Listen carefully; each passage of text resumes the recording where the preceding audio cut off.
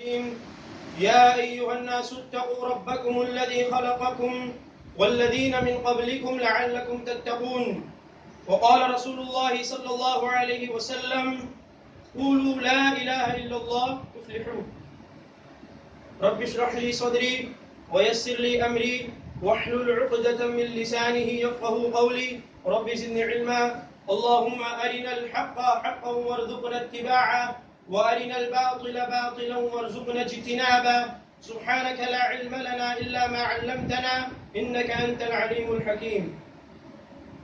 لائق صد تکریم وحاضرین جمعہ، معزز سامعین، عزیز ساتھیوں، نوجوان بھائیوں، آپ تمام کا اس خطبہ جمعہ میں دل کی گہرائیوں کے ساتھ خیر مقدم ہے.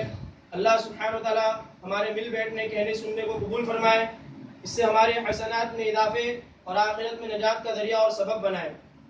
جو بھی اعمال ہم دین کے اندر بجا لائیں وہ خالص اللہ سبحانہ و تعالیٰ کی خوشنودی اور رضا کے لیے ہو. ہر طرح کی ریا سما سے اللہ سبحانہ و تعالیٰ ہم تمام کی حفاظت فرمائے. محترم بھائیوں، سب سے پہلے ہر قسم کی تعریف و توصیف، عظمت و بڑائی، بادشاہی، بزرگی اس خالق و مالک اللہ سبحانہ و تعالیٰ کے لیے ہے جو اس تمام کائنات کا اکیلا تنہا تنہا سب کو پالنے والا، سب کی مشکل کشائی و حاجت روائی کرنے والا ہے. اللہ سبحانہ و تعالیٰ کی تعریفیں اتنی ہیں کہ ہم اسے بیان نہیں کر سکتے. مختصر سی تعریف کے بعد بے شمار درود و سلام، رحمتیں اور برکتیں نازل ہو ان تمام انبیاء علیہ الصلوۃ والسلام کی مقدس جماعت پر جن کو اللہ سبحانہ و تعالیٰ نے ہماری رہنما کے لیے بھیجا. بالخصوص آخری نبی، امام الانبیاء، سیدنا مرسلین، رحمت للعالمین جناب محمد رسول اللہ صلی اللہ علیہ وسلم کی ذات اکرامی پر جن کو اللہ سبحانہ و تعالیٰ نے ہمارے لیے بشیر اور نذیر بنا کر مبعوث فرمایا. اللہ کے نبی علیہ الصلوۃ والسلام پر بے شمار درود ہو. آئیے ہم سب مل کر پڑھیں اللہم صلی علی محمد وعلی آل محمد کما صلیت علی ابراہیم وعلی آل ابراہیم انک حمید مجید. اللهم بارك على محمد وعلى آل محمد كما باركت على إبراهيم وعلى آل إبراهيم إنك حميد مجيد.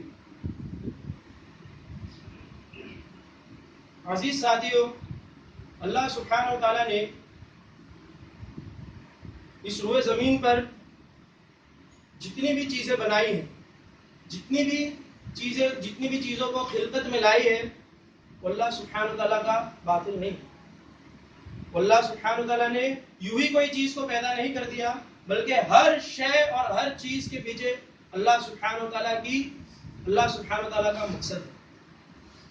ایک جگہ اللہ نے اپنے کلام میں ارشاد فرمایا ربنا ما خلقت هذا باطلا، کہ جو لوگ اللہ سبحانہ و تعالیٰ کی ان تمام نشانیوں میں تفکر کرتے ہیں، فکر کرتے ہیں، غور کرتے ہیں، تدبر کرتے ہیں، تو ان کی زبان سے کیا نکلتا ہے کہ اللہ سبحانہ وتعالیٰ کا اس روئے زمین پر کوئی بھی چیز بنانا خالی نہیں ہے. بیسٹ آف چیز کوئی بھی نہیں ہے. ہر چیز کے پیچھے اللہ سبحانہ وتعالیٰ کی حکمت و مقصد ضرور. اسی طرح ہم انسانوں کے پیچھے کیا مقصد اللہ سبحانہ وتعالیٰ کا فرمایا اپنے کلام میں. اللہ سبحانہ وتعالیٰ نے تخلیق انسان کا مقصد قرآن عظیم میں واضح فرمایا ہے. سورۃ الذاریات کی آیت نمبر 56 میں وما خلقت الجن والانس الا ليعبدون، کہ ہم نے جنوں اور انسانوں کو نہیں بنایا کسی چیز کے لیے الا ليعبدون، سوائے ہماری عبادت کے. اللہ سبحانہ وتعالیٰ نے ہمیں اپنی عبادت کے لیے پیدا فرمایا. مفسرین اکرام نے لیعبدون کا معنی لیوحدون کہا ہے کہ اگرچہ اللہ سبحانہ وتعالیٰ نے ہم کو اپنی عبادت کے لیے بنایا ہے، اللہ سبحانہ وتعالیٰ نے ہم کو خالص لیوحدون اپنی عبادت کے لیے بنایا کہ ہم اللہ سبحانہ وتعالیٰ کی توحید کو جانے، توحید کو سمجھے، توحید پر کاربند رہے، توحید پر استقامت رہے اور توحید کی دعوت کو لوگوں میں عام کرے. اللہ سبحانہ وتعالیٰ کا مقصد تخلیق انسان کے پیچھے ہی. اسی لیے دنیا بنانے سے بھی پہلے 50,000 سال پہلے جب اللہ سبحانہ وتعالیٰ نے اپنے کلام میں ارشاد فرمایا وَإِذْ أَخَذَ مِن بَنِي آدَمَ مِن ظُهُورِهِمْ ذُرِّيَّتَهُمْ وَأَشْهَدَهُمْ عَلَىٰ أَنفُسِهِمْ أَلَسْتُ بِرَبِّكُمْ. اللہ سبحانہ وتعالیٰ نے ارشاد فرمایا تمام روحوں کو عالم ارواح میں جب اللہ سبحانہ وتعالی نے دنیا اور جہاں کو اور تمام چیزوں کو بنانے سے پہلے 50,000 سال پہلے مفسرین اکرام بیان کرتے ہیں خواہ اس سے زیادہ بھی ہو یا اس سے کم بھی ہو، تمام روحوں کو اللہ سبحانہ وتعالی نے عالم ارواح کے اندر جمع کر اللہ سبحانہ وتعالی نے عہد لیا. کیا عہد لیا؟ میں کلام میں اللہ سبحانہ وتعالی نے فرمایا الستُ بربکم، کیا میں تمہارا رب نہیں؟ تمام روحوں نے جواب دیا قالوا بلا شہدنا، کہنے لگے یا ذا الجلال والاکرام، یا اللہ واقعی تو ہی ہمارا رب ہے، ہم اس کے گواہ ہیں. قالوا بلا شہدنا، ہم گواہی دیتے ہیں. تمام روحوں نے اللہ سبحانہ وتعالیٰ کی گواہی پر لبیک کہا. اللہ سبحانہ وتعالیٰ اپنے آپ کو اللہ سبحانہ وتعالیٰ کے رب ہونے کا تمام روحوں نے، ہم تمام نے گواہ بنایا. اب یہاں پر ایک سوال اٹھ سکتا ہے کہ ان کو تو یہ چیز یاد بھی نہیں ہے، ہم واقعی میں اللہ سبحانہ وتعالیٰ سے ایسا کوئی وعدہ یا ایسا کوئی عہد کر آئے ہیں؟ تو میرے بھائیوں الحمدللہ ہم مسلمانوں کے لیے تو قرآن کی یہی بات کافی ہے. ہم اس پر ایمان رکھتے ہیں کہ اللہ سبحانہ وتعالیٰ نے اس دنیاوی زندگی کو آزمائش والی زندگی ہے. اگرچہ یہ ساری چیزیں ہم کو یاد دلا دی جائیں تو پھر آزمائش باقی ہی کا رہے. اللہ سبحانہ وتعالیٰ نے اپنے کلام میں ارشاد فرمایا الذی خلق الموت والحیات لیبلوکم ایکم احسن عملا، کہ ہم نے خلقت کی موت اور حیات کی صرف اسی لیے کہ ہم تم کو آزمائیں کہ تم میں خیر کے عمل کون کرے، کون کرتا ہے تم میں خیر کے عمل. تو میرے بھائیوں یہ دنیاوی زندگی آزمائش والی زندگی ہے، ایگزامینیشن ہال ہے، ہم تمام لوگ یہاں پر ایگزام دے رہے ہیں. اب مجھے بات بتائیے کہ ایگزام کے اندر اگر پہلے سے آنسرز پتا ہو جائے تو پھر وہ ایگزام باقی رہتا ہے؟ وہ ایگزام ہے. تو جو عہد ہم نے وہاں پر کر آئے ہیں اگر وہ چیز ہمیں یہاں پر یاد دلا دی جائے یا پتا چل جائے تو پھر یہ ایگزامینیشن کیسا رہا، آئے گا ایگزام رہا ہے. تو ہمارے لیے تو صرف اتنی بات ہی کافی ہے قرآن کی کہ اللہ سبحانہ وتعالیٰ نے اس دنیاوی زندگی کو آزمائش کی زندگی کہا، اور اللہ سبحانہ وتعالیٰ کی بات حق ہے. صدق اللہ العظیم. اللہ سبحانہ وتعالیٰ نے ہم سے عہد لیا الستُ بربکم، ہم نے عہد کا، ہم نے گواہی دی قالوا بلا شہدنا. قرآن میں سورۃ الاعراف کے اندر یہ آیت موجود. اب پریکٹیکل والے لوگ سوال کرتے ہیں جو قرآن پر ایمان نہیں رکھتے، ان کو کیسے جواب دیا جائے؟ ہم تمام کے ساتھ بچپنے میں کئی ایسے انسیڈنٹ یا کئی ایسے واقعات ہو جاتے ہیں جو ہمیں یاد نہیں رہتے مگر نشانی موجود رہتی ہے ہمارے ساتھ. فلاں وقت میں بچپن میں گر گیا تھا، نشانی موجود ہے، کیسے گرا تھا، کب گرا تھا، کون سے ہاسپٹل میں کون سے ڈاکٹر نے علاج کیا تھا، یہ ساری چیزیں ہم کو پتا بھی نہیں. ہمیں تو پہلی بات یہی نہیں پتا ہوتا کہ ہم گرے کیسے تھے.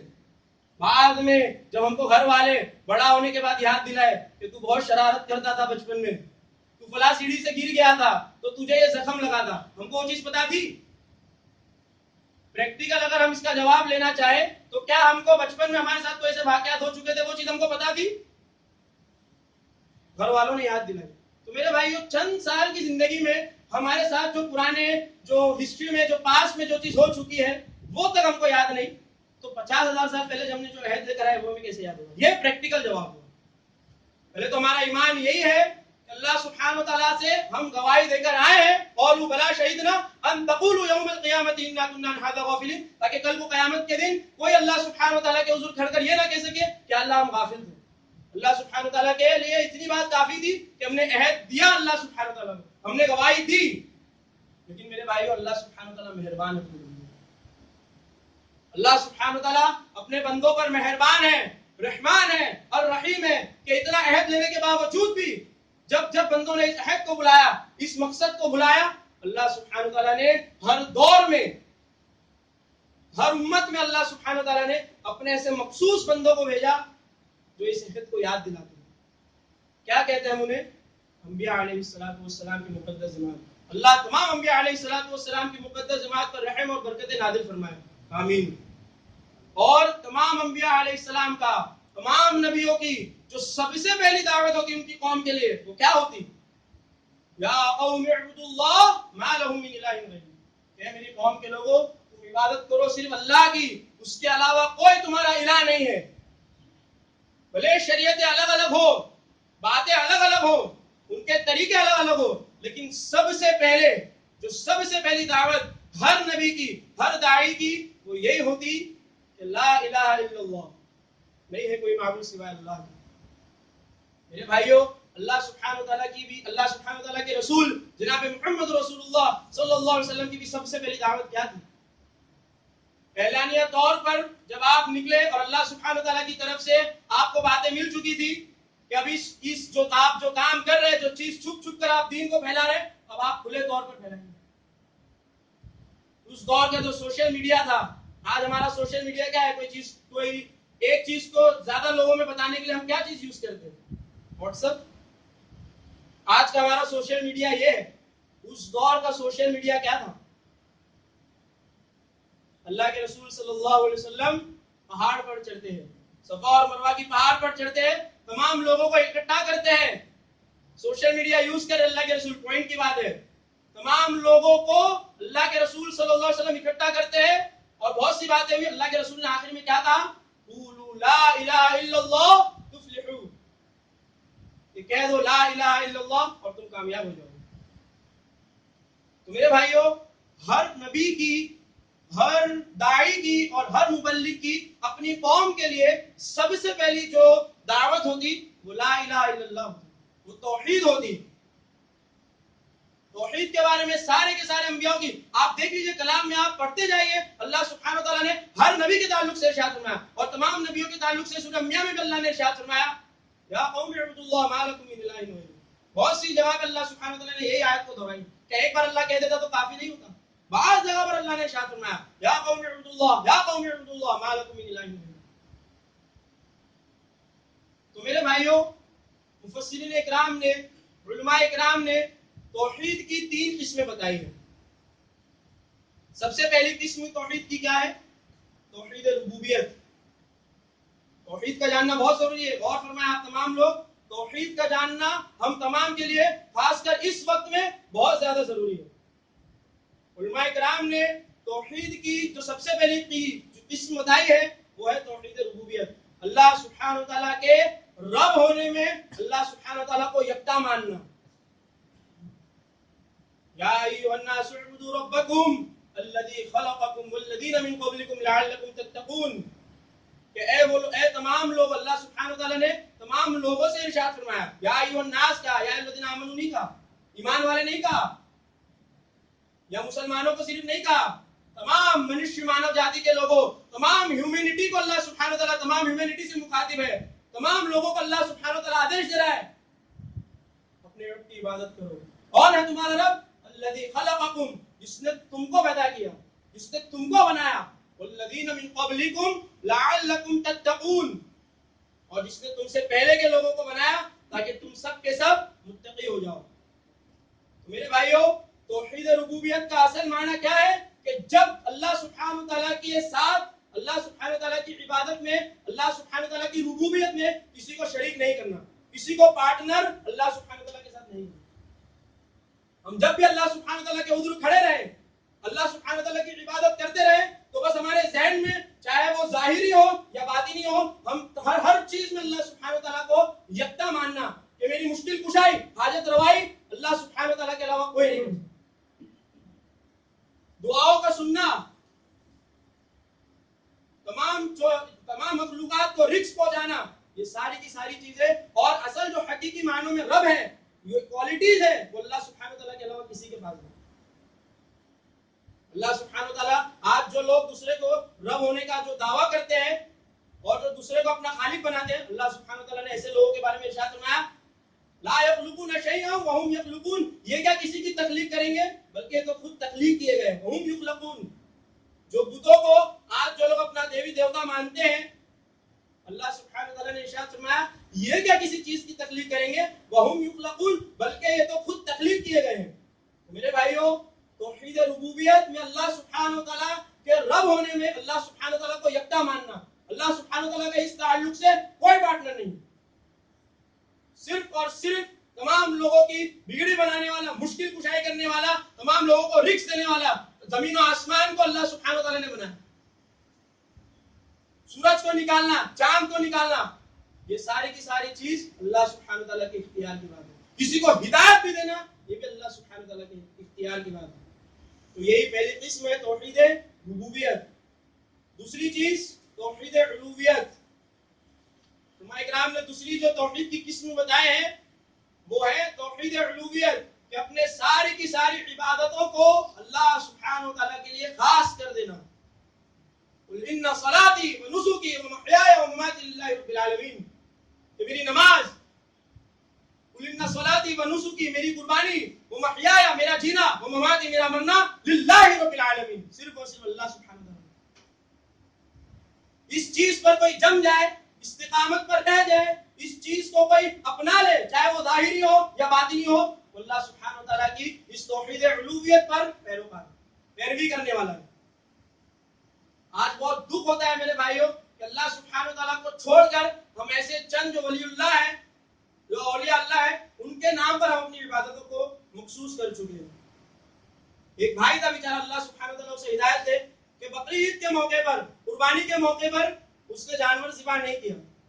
تو میں نے اسے پوچھا کہ بھائی تم قربانی کے موقع پر جانور ذبح نہیں کرے؟ تو کہنے لگا کہ جب میں چھوٹا تھا تو جانور نے، یعنی جب میں نے بکرا لیا تھا تو مجھے اس نے مار دیا تھا، اور مجھے اسی پیر کی جگہ پر مار دیا تھا. تو اس کے بعد سے میرے امی نے منت رکھی تھی کہ ہم اس کے بعد کبھی قربانی نہیں کریں گے. بتائیے، اللہ اس قوم پر رحم کرے. اور پھر وہی بندے تھے، جب میں ملتا ہوں چھٹی کے موقع پر تو ایک جانور لے کر گھومتا ہے. میں نے کہا بھائی یہ کیا ہے؟ ارے یہ تو ابھی آ رہا ہے نا، چھٹی کے نام پر جو ذبح کرنے کے لیے اس نے بکرا لیا.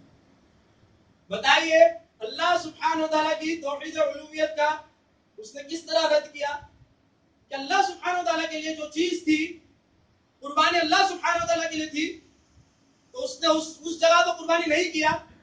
اور ساتھ ہی ساتھ جو جہاں پر جو غیر اللہ کے نام پر، بھلے وہ اولیاء اللہ ہو یا کوئی بھی ہو، لیکن غیر اللہ کے نام پر اس نے ذبح کیا.